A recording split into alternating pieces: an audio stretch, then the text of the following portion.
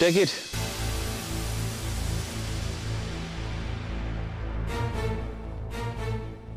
তবে টাকার বদলে অন্য কিছু দিয়েও কিন্তু আনতে পারো। গিনি, চালাকি করে অন্য কারোর ফোন থেকে বাড়িতে ফোন করার চেষ্টা করো না, তাহলে কিন্তু। করব না। তোমার স্বরূপ যাতে ও বাড়ির লোক না জানে সেই চেষ্টাটাই আমি করব, নাহলে আমার বড় লজ্জা, আমার হেরে যাব। গুড। এনিওয়ে, গাড়িটা আমি সামনে পার্কিং এ রাখছি, তুমি যাও। সানিয়া, হ্যালো সানিয়া। কাল? Sure. I'm dying to see you, baby. Bye-bye.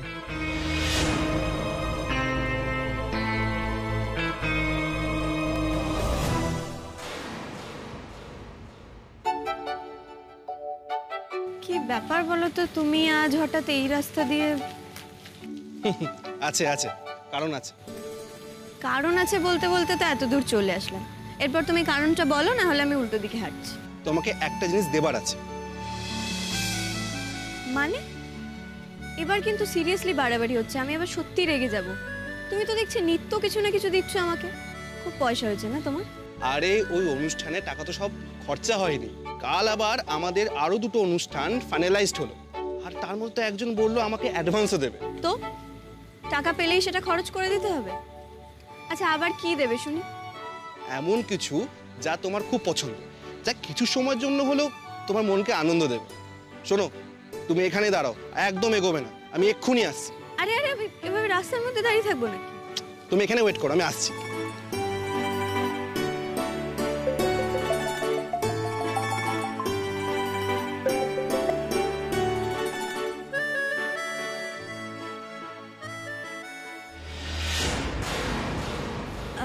I'm sorry, I'm really sorry.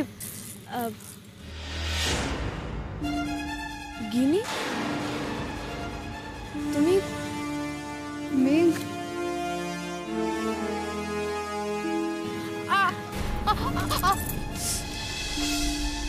তোমার লাগলো? I'm sorry.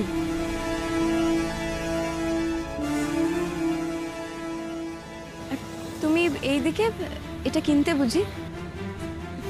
হ্যাঁ, আমার না দেরি হয়ে যাচ্ছে, আসি।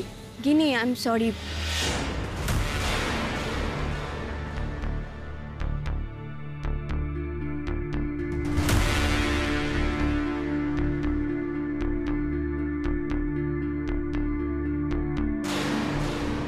আসলে আমি একেবারে দেখতে পাইনি, I'm sorry. হ্যাঁ, ইটস ওকে মেঘ, আসি। হ্যাঁ,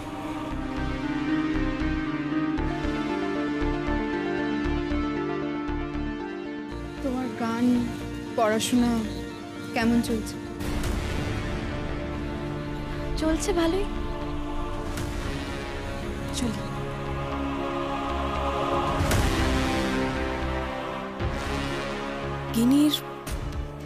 গিনির কি হয়েছে? গলায় কালশিটে, হাতে ব্যথা, রূপ কি তবে? মেঘ,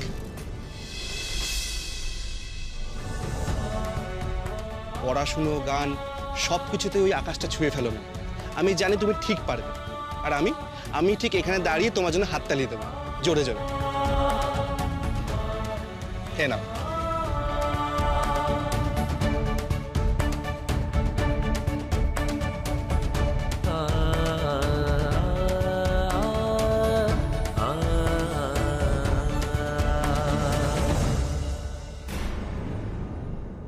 অদ্ভুত না, কিনি সারাদিনে একবারও আর ফোন করলো না। এই ব্যাপারটা আমি কিছুটা বুঝি, জানিস তো। তোদের সময় তো এখন তাও মোবাইল আছে, আমাদের সময় তো শুধুই ল্যান্ড ফোন।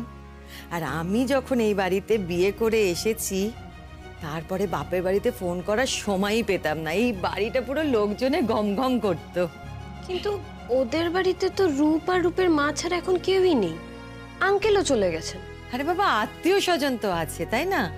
আত্মীয় স্বজন আছে, পাড়া প্রতিবেশী আছে, তাদের সঙ্গে হয়তো আলাপ পরিচয় করছে, চা জল এই সমস্ত।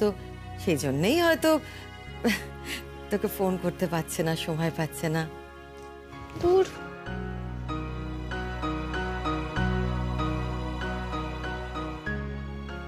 বুঝতে পারছি তোর খুব একা একা লাগছে, তাই না মিনি? এবার তুইও রূপের মতো একটা ছেলে দেখে বিয়ে করে ফেল। রূপের মতো কেন? জানিস তো, ছেলেটাকে আমার এখন বেশ লাগে। আগে একটু ভয় ভয় করতো, অত বড় লোকের ছেলে কেমন হবে না হবে, কিন্তু ও খুব ডাউন টু আর্থ, তাই না?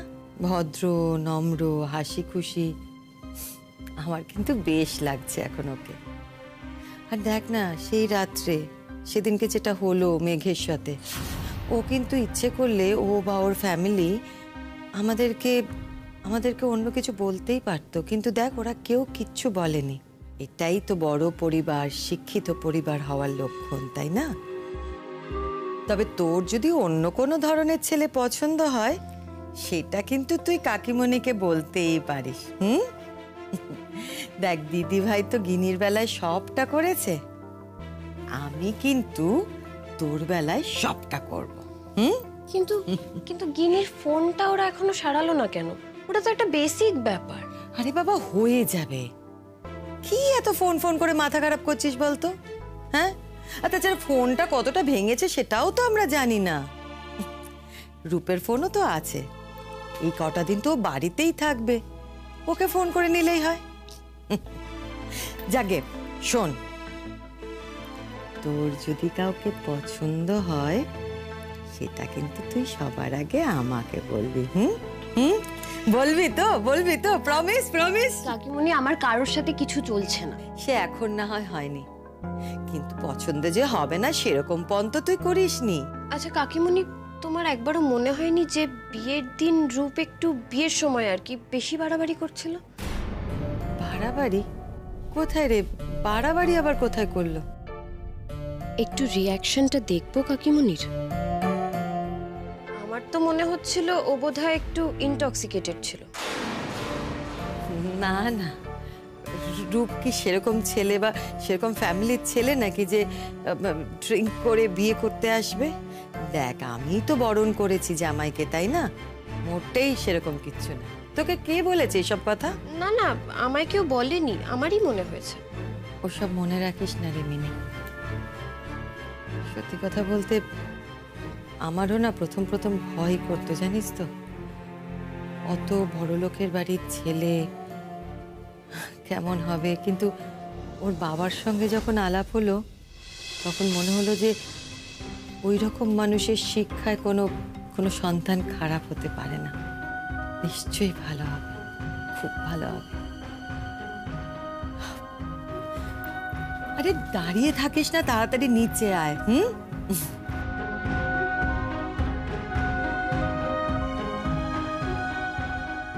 না, কারোর তার মানে কিচ্ছু সন্দেহ হচ্ছে না। ওর মা সেই ওদের অষ্টমঙ্গলা অবধি গিনির সঙ্গে আমাদের দেখা যাতে না হয় সেটার ব্যবস্থা করে দিলেন। ওর ফোনটাও ভেঙে গেল। কেন কারোর কিচ্ছু অস্বস্তি হচ্ছে না? কাকিমুনিও কথাটার পাত্তা দিল না। রূপকে আর ওর ফ্যামিলিকে সকলে একবারে মহৎ করে দেখছে। আমি দেরি করে ফেলছি না তো?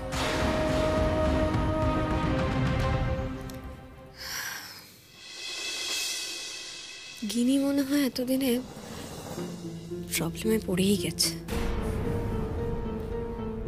ওর গায়ে তো আমি স্পষ্ট আঘাতের দাগ দেখলাম। আর তাছাড়া গিনি যদি সুখে থাকতো, ভালো থাকতো, ও তো আমার সঙ্গে অন্যরকম বিহেভ করতো, আমাকে অপমান করার চেষ্টা করতো, কিন্তু কোথায় গিনি তো সেরকম কিছু করলো না।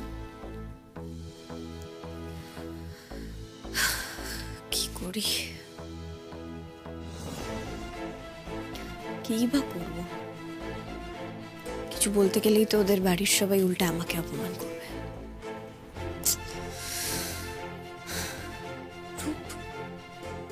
এর মধ্যে নিজের দাঁত নখ বের করে দিল। মেঘ, বাপি, না বসো। বসি।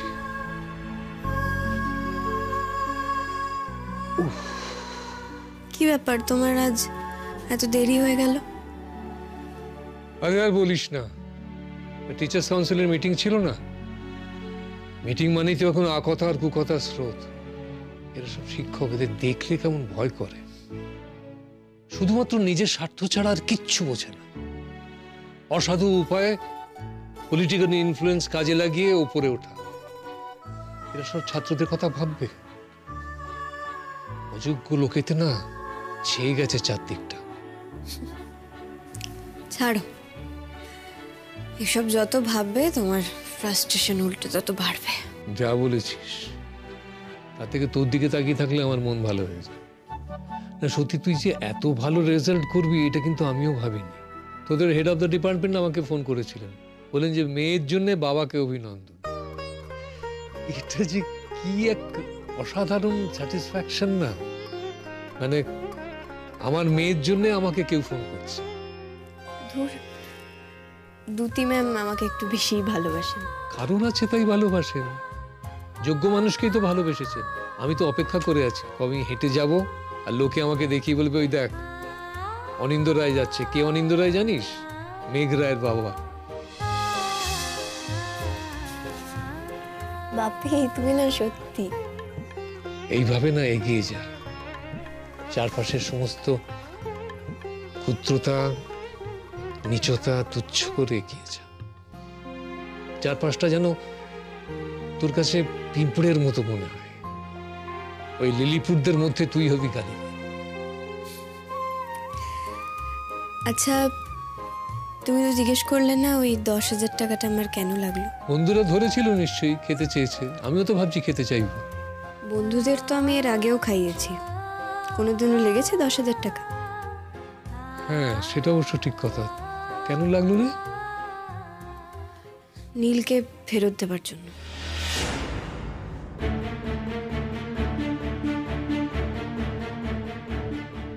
তুমি আমাকে অপমান করবে 100টা লোকের সামনে, 100টা লোকের সামনে চেঁচিয়ে বলবে যে দেখুন দেখুন আমার স্ত্রী কতটা চরিত্রহীন, আর মাপ চাইবে 4 দেওয়ালের মধ্যে মুখ লুকিয়ে। যে লোকটা রাস্তা থেকে আমার হাত ধরে টেনে এনে এতগুলো লোকের সামনে অপমান করলো, তার সাহস হয় কি করে আমার নামে টাকা দেওয়া? আর তুমি কি টাকা দিয়ে ক্ষমা কেনার চেষ্টা করছো সৌরনীল গাঙ্গুলি?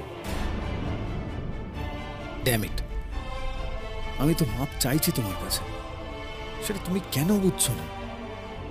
শুধু আমার ইগো দেখছো। ইগো তোমার কিছু কম? মেঘ, তুমি কিন্তু আমাকে জেদের মধ্যে টানছো। আমি এইভাবে ছেড়ে দেব না।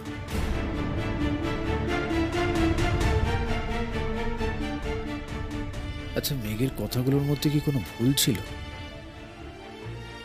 মেঘ যেভাবে দেখছে আমাকে, সেটা কি ভুল আছে? নেই তো। ও একেবারে ঠিক কথাগুলো বলছে বলে কি আমার রাগ হচ্ছে? আমি ওর ক্ষমা না পেয়ে নতুন করে কিছু শুরু করতে পারবো না। বাপি, আমি কি কিছু ভুল করলাম? একদম না। কেন এই কথা মনে হচ্ছে তো? সংশয় হচ্ছে কেন? নীলের মেল ইগো প্রচন্ড ভাবে ধাক্কা খেয়েছে, তাই ওই পাগলামিগুলো করছে, তোকে ডিস্টার্ব করছে। কিন্তু নীল কি এটা বুঝতে পারছে না? একদিকে ওর দিদিভাইয়ের সঙ্গে বিয়ের তারিখ ঠিক হচ্ছে, আর একদিকে ও আমার হয়ে সেলিব্রেশন করে সবাইকে খাওয়াতে যাচ্ছে। এটা দিদিভাইয়ের অপমান হচ্ছে, এটা বুঝতে পারছে না। দেখ, ও নিজের মান সম্মান নিয়ে ভাবে না, আর নিজের মান অপমান নিয়ে ভাবে না, তাই আমিও আর ভাবি। ও তো বলেই দিয়েছে যে ওর মান সম্মানের থেকে নীল ওর কাছে অনেক বড়। আসলে নীল বড় নয় রে, ওর নিজের ইগোটা বড়। ওর মাথায় ঢুকে গেছে যে ও তোর কাছে হেরে গেছে। ও যে মানে নীল তোকে ডিভোর্স করে ওকে বিয়ে করবে, এটাতেই ওর জিত খুঁজে পাচ্ছে। তাই এই বিয়েটা কোনোভাবে যাতে ভেস্তে না যায় সেজন্য ও মরিয়া হয়ে উঠেছে। ওসব ছেড়ে দে। তুই খালি এইটা ভাব যে তোর জন্যে একজন ভাইস চ্যান্সেলর তোকে উৎসাহ দেওয়ার জন্য একটা আলাদা অনুষ্ঠান করছে। আমি চাইব তুই নিজেকে এই সম্মানের আরো যোগ্য করে তোল, আরো বেশি করে।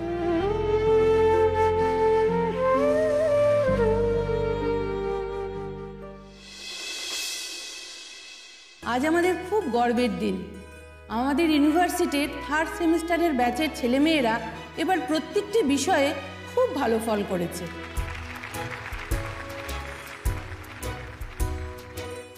আমাদের নতুন ভাইস চ্যান্সেলর মহাশয় তাই ঠিক করেছেন এই ছাত্রছাত্রীরা তাদের ফাইনাল সেমিস্টার শুরুর আগে তাদের নতুন করে উৎসাহিত করা হোক।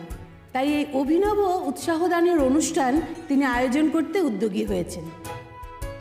আমার নিজের দারুণ আনন্দের অন্যতম একটা কারণ হলো আমার ডিপার্টমেন্টের ছেলে মেয়েদের ভালো রেজাল্ট। তবে সব ডিপার্টমেন্টের ছাত্রছাত্রীদের এবার ছাপিয়ে গেছে ইংরেজি বিভাগের মেঘ রায়।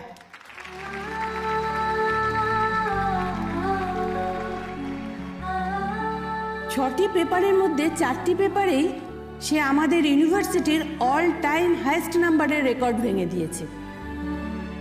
আমাদের ভাইস চ্যান্সেলর মহাশয় তার এই অ্যাচিভমেন্টে দারুণ খুশি। আমি উপাচার্য মহাশয়কে দু কথা বলতে অনুরোধ করছি।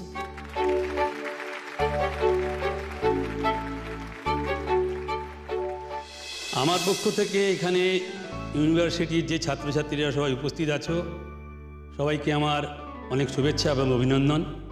এবং এই মুহূর্তে যেসব ছাত্রছাত্রীরা এই অডিটোরিয়ামে উপস্থিত নেই, তাদের প্রতিও আমার অনেক শুভেচ্ছা এবং ভালোবাসা। তোমাদের সঙ্গে একটা ভালো খবর শেয়ার করার আছে, যে খবরটা আজ সকালেই দিল্লি থেকে আমার কাছে এসেছে। আমাদের ইউনিভার্সিটি এবছর অল ইন্ডিয়া র্যাঙ্কে 5 নম্বরে উঠে এসছে। এর জন্য আমরা খুব গর্বিত এবং আনন্দিত। তোমরা সবাই জানো এবছর আমরা রেকর্ড সময়ের মধ্যে রেজাল্ট ডিক্লেয়ার করে দিয়েছি। এটার একটাই কারণ, যাতে স্টুডেন্টরা ক্লাস করার জন্য বেশি সময় পায়। আমি এবারে 3rd সেমিস্টারের রেজাল্ট নিয়ে খুব খুশি। বিশেষ করে মেঘ রায় উল্লেখের অপেক্ষা রাখে। একটা মেয়ে 6টা পেপারের মধ্যে 4টেতে রেকর্ড মার্কস পেয়েছে। আমি এতে গর্বিত এবং আনন্দিত। মেঘকে দেখে অন্যান্য ছেলে মেয়েরা যাতে উৎসাহ পায়, তাই জন্যে মেঘের আজ এই সম্বর্ধনা। আর এখন থেকে প্রত্যেক সেমিস্টারে যে ছাত্রছাত্রী এরকম রেজাল্ট করবে, তাদের প্রত্যেককে আমরা পুরস্কৃত করব। এখন আমি আমাদের ইউনিভার্সিটির ইংরেজি বিভাগের অধ্যাপক সৌরনীল গাঙ্গুলিকে মঞ্চে আসার জন্য অনুরোধ করছি।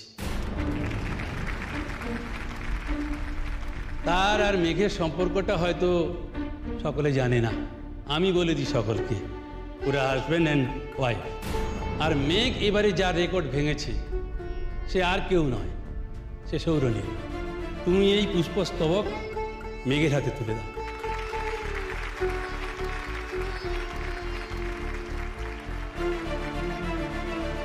ভিসি তো এত কিছু জানেন না, তুই প্লিজ আপসেট হোস না।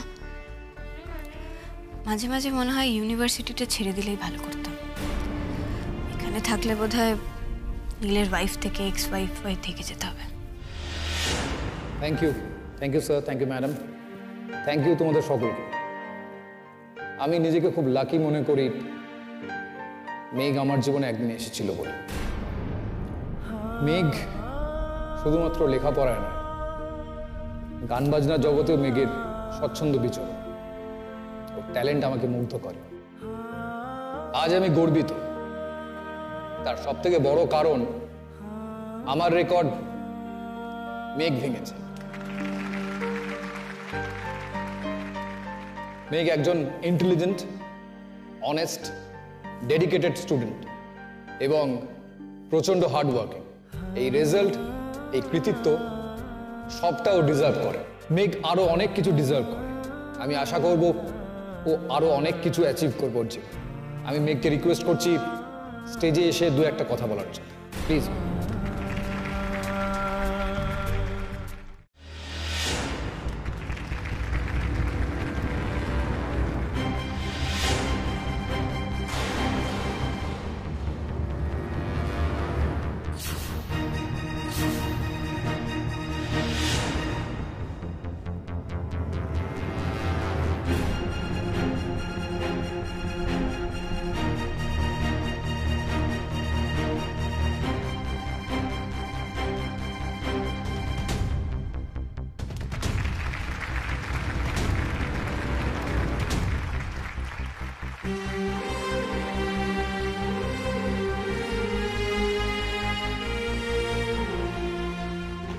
সৌরনীল,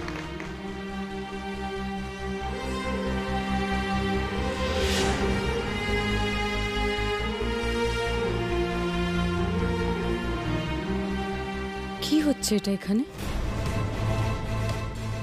মেঘকে নিয়ে এত মাতামাতি কেন হচ্ছে? ওদের কি পরীক্ষার রেজাল্ট বেরোলো? মেঘ তো আমাকে কিছু বলেনি। আর এসব যে হবে সেটা তো নীলও আমাকে জানায়নি। সাইলেন্সে ফোন রেখে নীল মেঘের হাত ধরে এখন লোকের সামনে ড্যামিট। কি চলছে এখন এদের দুজনের মধ্যে? তোমার নামটা যেন কি? সুমিত্রা। সুমিত্রা। তুমি কতদিন কাজ করছো এ বাড়িতে? অনেক দিন।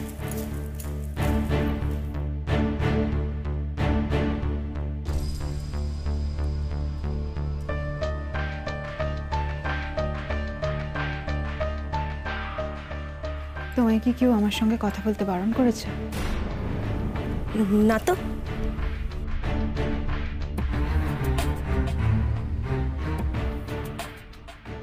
তাহলে তুমি বারবার দরজার দিকে তাকাচ্ছ কেন? ম্যাডাম কাজের লোকেদের কথা বলা পছন্দ করে না। আচ্ছা বেশ, তার সামনে বলতে হবে না। আচ্ছা আমাকে একটা কথা বলো, এ বাড়ির লোকজন কিরকম সেটা তোমার জানা আছে তো?